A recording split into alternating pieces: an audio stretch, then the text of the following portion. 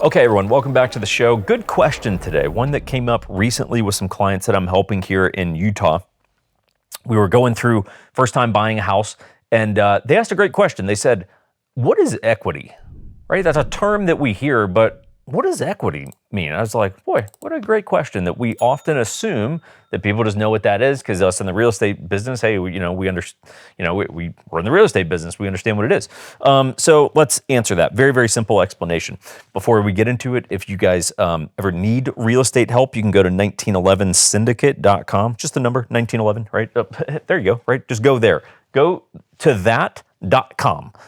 And that will, you can learn a little bit about what we do. We work in a bunch of different states and Colorado Springs most recently, as of about half an hour ago, have a new client under contract. So anyway, let us know if you need help. So what is equity? Equity is the difference between what you owe on the house and what the house is worth. So let's just give you an example. Let's say you're buying a house for $500,000. And 5 years from now, you have now, through paying your mortgage payment every month, most of that first 5 years, you're paying into the interest. So it's going to be a little depressing for those 5 years because you'll wind up looking at what you owe and you're like, really? Like, where'd all this money go for the last 5 years? Interest, right? That's why it's always better when possible. Hey, you just stay in your house long term, man, and just upgrade the house as you go unless you truly outgrow the house. But just a different story for a different day. So let's just say after 5 years on that $500,000 house, you now owe $460,000, okay? And let's say over the last 5 years, the value of the house has risen to $560,000, right? So if you listed it right now, it is worth $560,000 on the market. Cool. So it's worth $560,000. You owe $460,000. That $100,000 gap, that is your equity, my friend. Kinda, sort of. And here's the only reason I say kinda, sort of. Yes, it is your equity, but it's I'm going to call it like your raw or gross equity. It's not your net equity or what you would walk away with if you actually sold your house. Why do I say that? Because when you sell your house, you are going to incur certain expenses.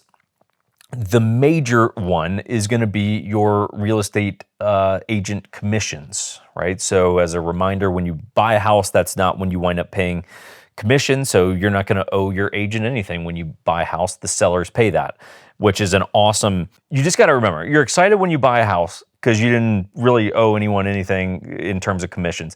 Just remember that when you go to sell your house. Because when you sell your house and you're like, man, what's up with this, like 20, 30 grand, whatever of like fees here. Well, those are your commissions. That's just how it works. Like, hey, sorry, man, I didn't make the rules. Like the rules kind of are what they are. And, so it is what it is. So, hey, that $100,000 in equity, hey, that's like your raw, your gross number, take out whatever, hypothetically 30 grand in closing costs, which would include commissions and all that kind of stuff. And you go, great.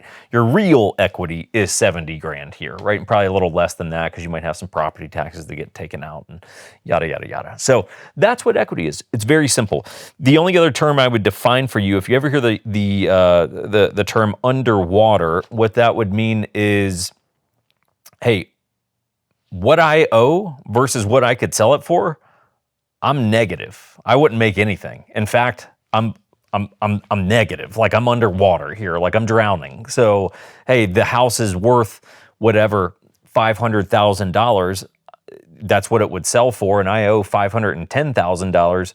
Yeah, you're underwater. Like you just can't sell your house unless, you really can't sell your house. At that point, you're doing short sales or foreclosures or shit like that, and you do not want to go down that path, my friend. So that's what underwater means. I hope that helps. If you guys have any questions, let me know.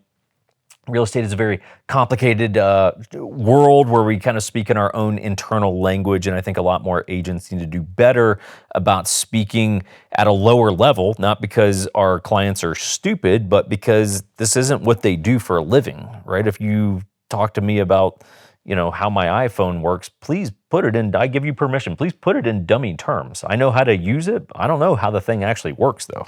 Same shit. All right, I hope you guys are doing good. Let us know if you need real estate help. See you next time.